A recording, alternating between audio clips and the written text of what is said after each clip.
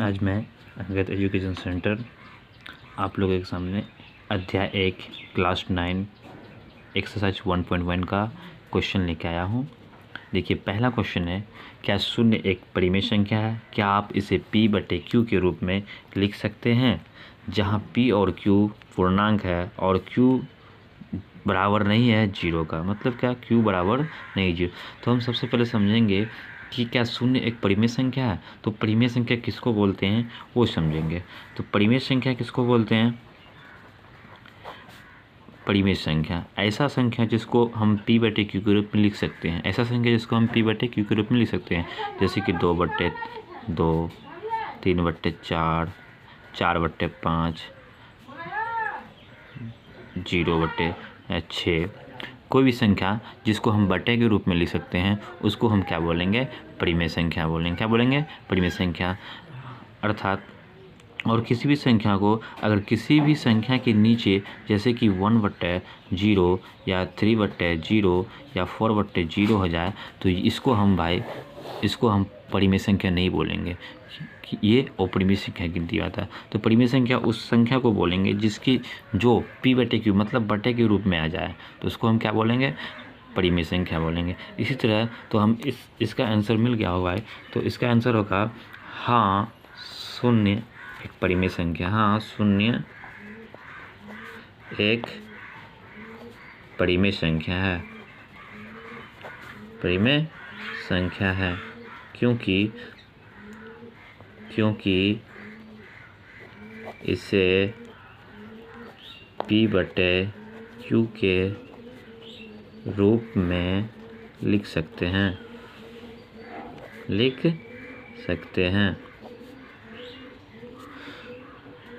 और आगे बढ़ते हैं। अगला क्वेश्चन है 2 नंबर, 3 और 4 के बीच 6 परिमेय संख्या। 3 और 4 के बीच कितना? 6 परिमेय संख्या निकालना है। तो इसका एक शॉर्ट ट्रिक बताते हैं। 3 और 6 के बीच परिमेय संख्या लिखना है तो क्या करेंगे? 3 और 4 को लिख देंगे। अब देखिए कितना परिमेय संख्या निकालना है? 6 परिमेय संख्या निकालना है। तो 6 में क्या करेंगे? 6 परिमेय संख्या निकालने वाले 6 में 1 जोड़ देंगे। 6 में 1 जोड़ेंगे तो कितना हो जाएगा? 7 हो जाएगा। अब उस 7 से क्या करेंगे? इस 3 में ऊपर भी नीचे गुना करेंगे और नीचे भी गुना कर देंगे। और उसी तरह 7 में क्या करेंगे? 7 ऊपर से गुना करेंगे और नीचे में गुना करेंगे। अब गुना कर देंगे, 7 या 21। और इस देखिए 3 के नीचे 1 छिपा होता है, 4 के नीचे भी 1 छिपा होता है। तो चूँकि कट नहीं रहा तो हम क्या करेंगे? गुना कर देंगे। 3 7 21 और 7 गुना 1 करेंगे तो 7। और उसी तरह 4 गुना 7 करेंगे, 7 चौका 28 और 7 एकम 7। तो 21/7 और 28/7 के बीच में कौन कौन सी परिमेय संख्या है वो देखना है। तो लिखेंगे 21/7 और 28/7 के बीच 6 परिमेय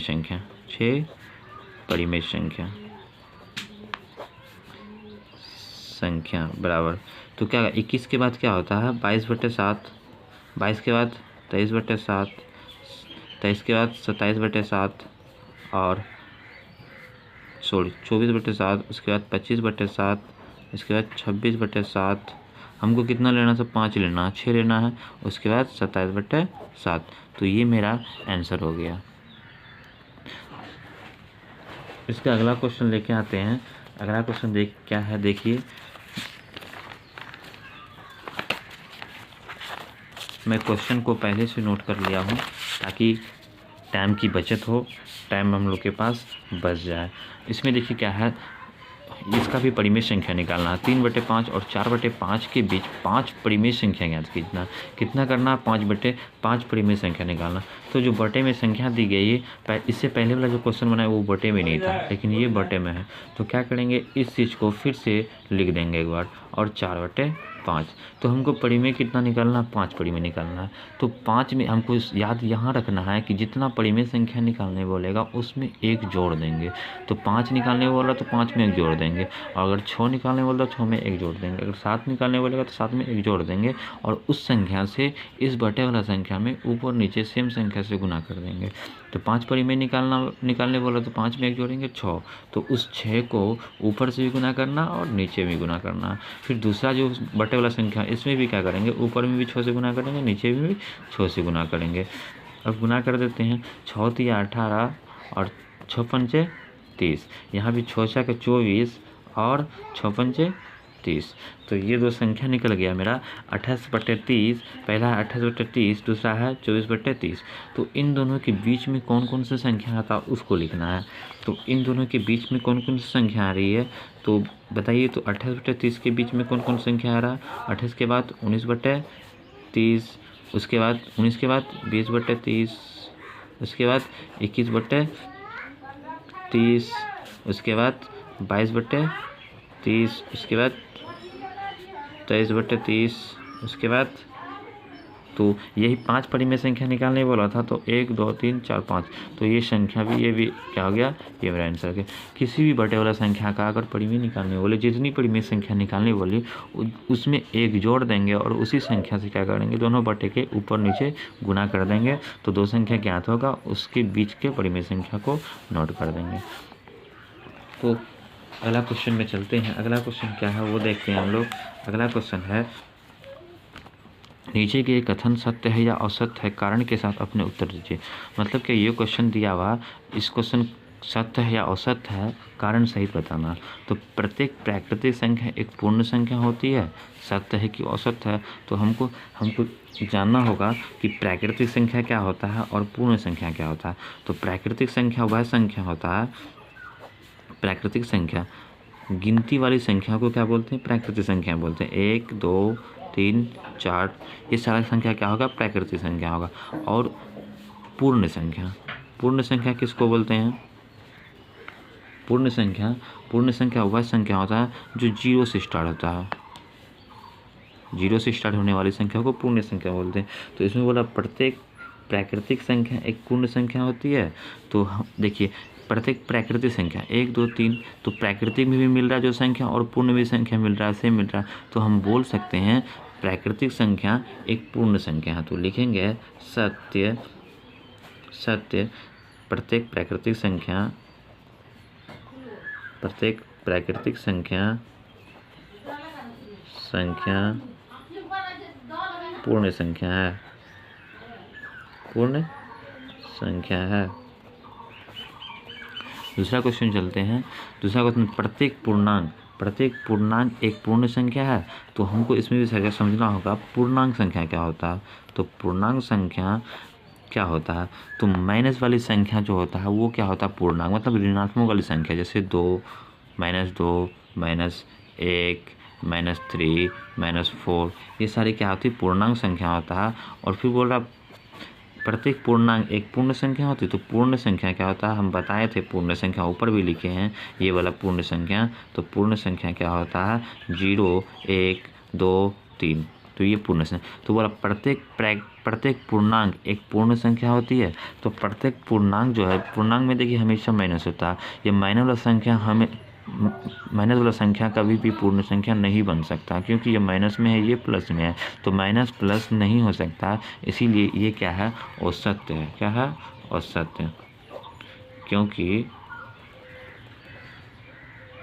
तो लिखेंगे, क्योंकि कारण में लिखना है, क्योंकि प्रत्येक पूर्णांक संख्या, या लिखेंगे पूर्णांक संख्या एक पूर्ण संख्या नहीं है, एक पूर्ण संख्या नहीं है। अगला क्वेश्चन लेके आते हैं। अगला क्वेश्चन देखिए क्या है, तीसरा नंबर, प्रत्येक परिमेय संख्या एक पूर्ण संख्या है। प्रत्येक परिमेय, तो परिमेय संख्या किसे कहते हैं, इसको समझना होगा। देखिए, हर एक क्वेश्चन में 2 क्वेश्चन है, पहला है परिमेय, दूसरा है पूर्ण। प्रत्येक परिमेय संख्या वह संख्या होता है जिसको हम P/Q के रूप में लिख सकते हैं, जैसे 2 4 6 8, ये सारा क्या है, परिमेय संख्या। और ऐसी रूट वाली संख्या जिसका वर्गमूल पूरा निकल जाए उसको भी हम क्या बोलेंगे, परिमेय। तो ये परिमेय क्या है, तो हम सोचते हैं ये तो P/Q के रूप में लिखा नहीं जा रहा, लेकिन ये लिखा जाता है, क्योंकि किसी भी संख्या के नीचे एक छिपा होता है। क्या होता है, एक छिपा होता है। तो ऊपर वाला P, नीचे वाला Q, तो इसको हम P/Q के रूप में लिख सकते हैं, Q के रूप में लिख सकते हैं। तो ऐसा संख्या जिसको हम p/t के रूप में लिख सकते हैं वो क्या होता है, परिमेय संख्या। और पूर्ण संख्या क्या होता है, पूर्ण संख्या भी बताए थे हम। पूर्ण संख्या होता है 0 से स्टार्ट होना है। तो इसमें बोला प्रत्येक परिमेय संख्या एक पूर्ण संख्या होती है। प्रत्येक परिमेय संख्या क्या एक पूर्ण संख्या होती है, बताइए। प्रत्येक परिमेय संख्या तो लिखना होगा असत्य। क्या लिखेंगे, असत्य। क्योंकि तो ये असत्य लिखेंगे, क्योंकि देखिए परिमेय को हम p/q के रूप में लिख सकते हैं, लेकिन पूर्ण को हम p/q के रूप में नहीं लिख सकते हैं, इसीलिए असत्य है। क्योंकि परिमेय संख्या एक पूर्ण संख्या नहीं है,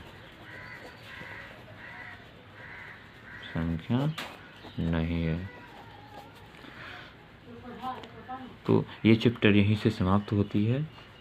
अगला चैप्टर फिर से अगला दिन आएंगे। इसके लिए धन्यवाद।